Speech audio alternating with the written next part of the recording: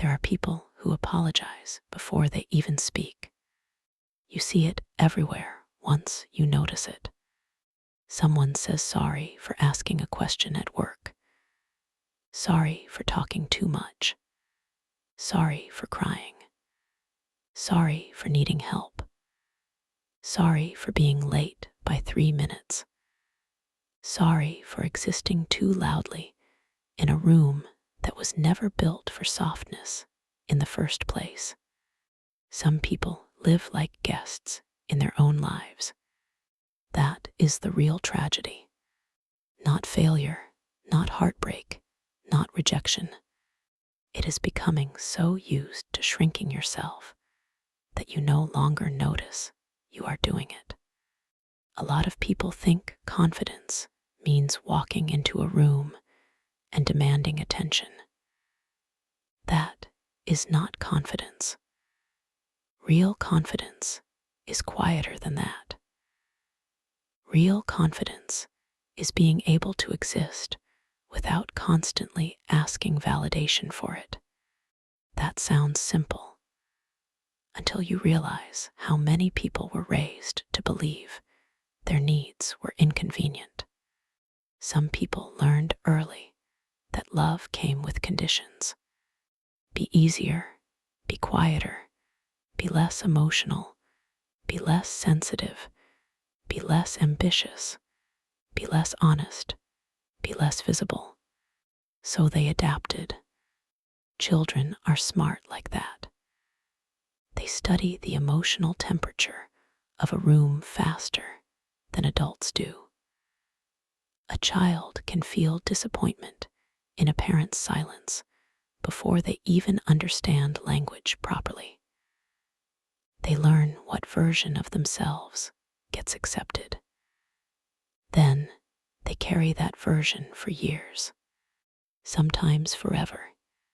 You can see it in adults who over-explain every decision they make. Adults who panic after sending a simple text message. Adults who rehearse conversations in their heads before speaking. Adults who say yes while silently hoping someone notices they are drowning. People do not become this way randomly. Most of the time, they were taught that taking up space creates problems. So now they try to become smaller than their own existence. The strange part is that the world praises this behavior at first. People call you humble when you stay quiet, easygoing when you never complain, mature when you tolerate disrespect calmly, selfless when you abandon your own needs.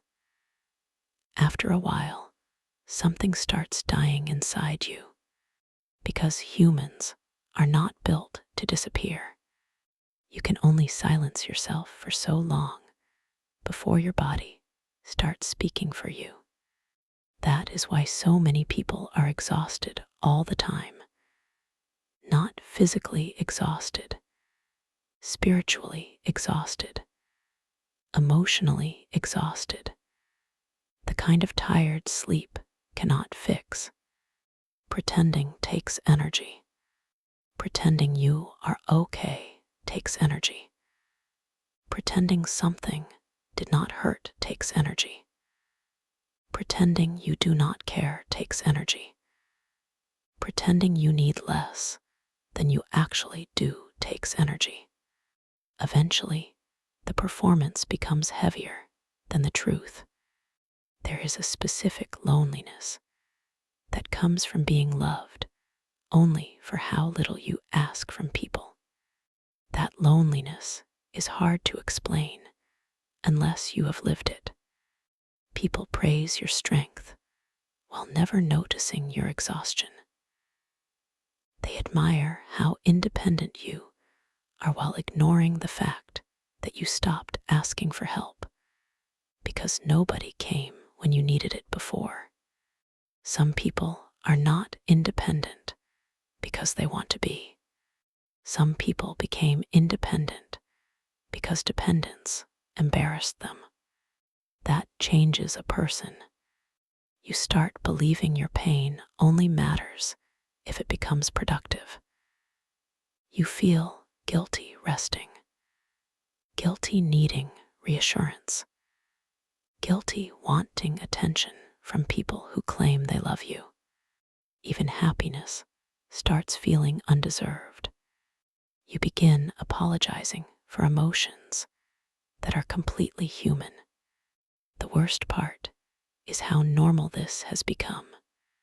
People joke about burnout while barely surviving it. People say they are fine because explaining the truth feels too heavy. People disappear quietly because they are tired of feeling like a burden. Then one day someone says, "I did not know you were struggling." But struggling people become experts at hiding, especially the ones who spent years convincing themselves that their existence should never inconvenience anybody else. That is why so many kind people secretly feel invisible, not because nobody cares about them, because they became too good at minimizing themselves. You see this a lot in families. There is usually one person carrying the emotional weight for everyone else. The peacemaker, the reliable one, the listener, the person who remembers birthdays, solves problems, checks in first, stays calm during chaos. Everybody depends on them, but very few people ask what happens when that person finally gets tired.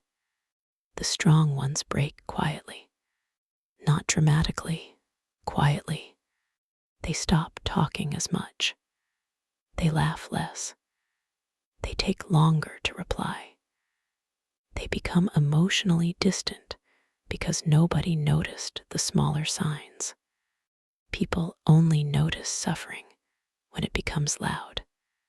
But some of the deepest pain looks functional from the outside. A person can go to work every day and still feel emotionally numb.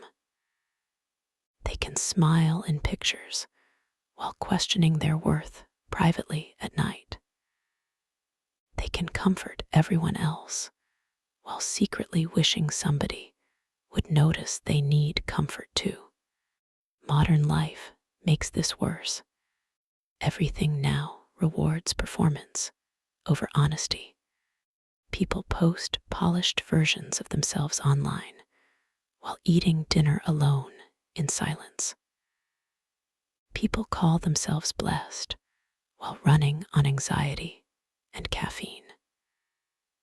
People say they are building a dream while secretly wondering if they even remember who they were before survival became their whole personality.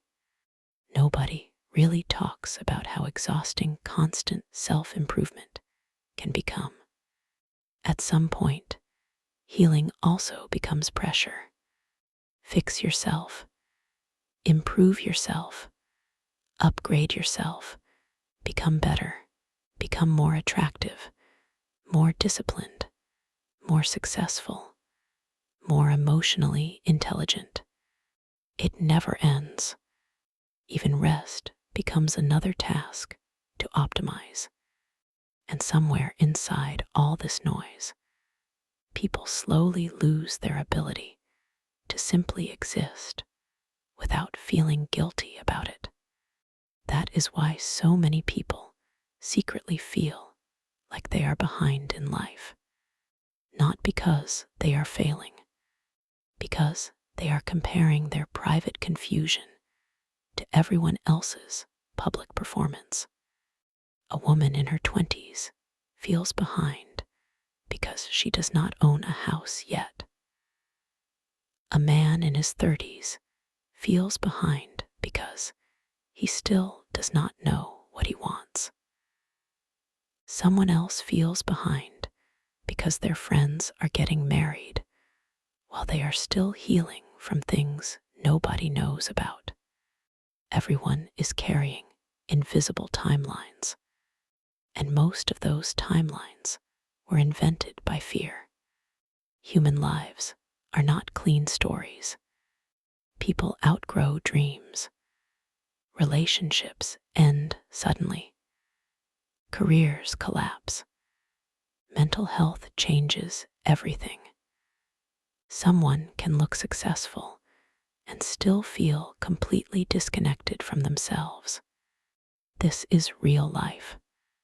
Real life is messy, repetitive, emotional, confusing, beautiful, boring, painful, hopeful, all at once. But social media flattened human existence into highlights and milestones. Now people think they are failing if their lives look human. That is why so many people apologize for where they are. Sorry, I am still figuring things out. Sorry, I am emotional lately. Sorry, I am struggling. Sorry, I am not doing more. Sorry, I am not enough yet. Enough for who? That question matters more than people realize, because many people are chasing approval from audiences that do not even care about them deeply. You can spend your entire life trying to become acceptable to people who already decided not to understand you. That is a losing game. Not everyone will see your value correctly. Some people only appreciate what benefits them. Some people become uncomfortable once you stop abandoning yourself for their comfort. Some people liked the quieter version of you because it required nothing from them emotionally. Growth changes relationships, sometimes painfully. The moment you stop apologizing for your needs, certain people call you difficult. The moment you stop overgiving, people call you selfish. The moment you speak directly, people say you changed. Maybe you did. Maybe exhaustion finally forced honesty out of you. There is nothing wrong with realizing you deserve to exist fully. Not perfectly, fully. There is a difference. A lot of people wait until they become flawless before they allow themselves confidence. They think they must heal everything first, fix everything first, achieve enough first. But confidence does not arrive after perfection. It arrives when you stop treating yourself like a problem that constantly needs solving. That shift changes everything quietly. You stop begging to be chosen.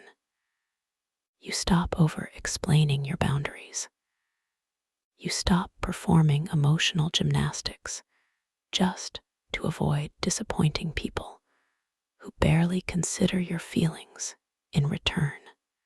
You become calmer, not because life becomes easier, because you stop fighting yourself every day. And honestly, that changes the energy around a person more than beauty ever will. There is something deeply attractive about people who are comfortable taking up space without apologizing for it.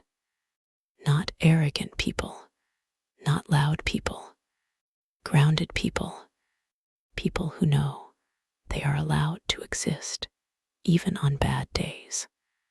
You feel it immediately when someone no longer needs constant validation to be themselves. Their laughter sounds freer. Their opinions sound clearer. Their presence feels lighter because they are no longer carrying the exhausting burden of pretending to be smaller than they are. And ironically, that is usually when people finally feel seen. when they perform harder. It is when they stop hiding. A lot of readers will understand this quietly because there are people reading this right now who have spent years making themselves emotionally convenient for others. People who became listeners because nobody listened to them properly. People who became caregivers because they know what neglect feels like. People who learned how to survive difficult environments by becoming low maintenance. But low maintenance people still have needs. They just learned not to speak them out loud. That silence follows people into adulthood, into relationships, into workplaces, into friendships. Someone compliments you and you reject it automatically. Someone asks what you want and your mind goes blank because you are so used to adjusting around everyone else. That is not humility. That is disconnection. And many people do not realize how much of their personality was built around avoiding rejection. The real healing is simple. Speaking honestly the first time instead of rehearsing safer versions. Admitting you were hurt instead of pretending you are above it. Saying no without writing a full emotional essay explaining why. Tiny things, but tiny things rebuild self-respect slowly. The world changes when you stop apologizing for being human. You start noticing how many people are starving for realness. Not perfection, realness. That is why deeply honest conversations feel rare now. Everyone is filtering themselves constantly, branding themselves constantly, performing constantly. But human beings are not machines. We remember warmth more than polish. Most people will forget perfect advice. They remember moments that made them feel understood. That is why readers stay with certain writers, not because the writing sounds intelligent, because it sounds true. Truth has texture. You can feel when somebody actually lived what they are saying. Maybe that is the deeper reason people connect so strongly to honesty now. Most modern communication feels emotionally processed before it even reaches another human being. People are desperate for something that still sounds alive, something imperfect, something direct, something human, not another polished sentence designed to offend nobody. Life offends people sometimes. Honesty disappoints people sometimes. Growth inconveniences people sometimes. But constantly abandoning yourself to remain likable destroys something much more important, your relationship with yourself. And once that relationship breaks, nothing external fixes it completely. Not praise, not success, not attention, not achievement. You can accomplish impressive things while secretly feeling absent from your own life. Many people already are. That is why some of the most outwardly successful people still feel empty after reaching goals they thought would save them. Because achievement cannot replace self-acceptance. It only distracts from its absence temporarily. Eventually, you still have to face yourself honestly. You still have to ask whether your life actually feels like yours. That question becomes louder with age. People reach their 30s, 40s, 50s, then suddenly realize how much of their existence was spent trying to become digestible to everybody else. That realization hurts, but it also frees people, because once you understand this, you stop wasting energy apologizing for things that make you human. You stop apologizing for needing rest, for changing your mind, for outgrowing environments, for protecting your peace, for wanting deeper connection, for not wanting constant chaos disguised as excitement. You realize that taking up space is not arrogance, it is participation, and the world becomes colder every time a good person convinces themselves to disappear. That matters more than people think. Some people bring softness into rooms that desperately need it. Some people make others feel safe enough to speak honestly. Some people carry warmth, humor, patience, understanding, creativity, calmness. These things are not small. They change lives quietly every day. But people rarely value themselves for these qualities because modern culture mostly celebrates visible success, money, status, attention, productivity. Meanwhile, the person who keeps everyone emotionally alive in a family barely gets acknowledged at all. Yet remove them from the room, and everybody feels the difference immediately. That is the strange thing about human value. The most important parts are often invisible. A person can save someone's life emotionally without ever realizing it. A conversation, a moment of kindness, a sentence spoken at the right time. People carry those moments for years. So know your existence is not small. And maybe the saddest part is how many beautiful people spend their lives believing otherwise. Not beautiful physically, beautiful internally. The people who care deeply. The people who try again after disappointment. The people who remain gentle after hard experiences. The people who still choose kindness even after learning how cruel the world can become. Those people matter enormously, even when they cannot see it themselves. Especially then, maybe that is the quiet realization most people eventually arrive at. You are never asking for too much by wanting to be treated like your existence mattered. You only spent too long around people who benefited from you, believing it did not.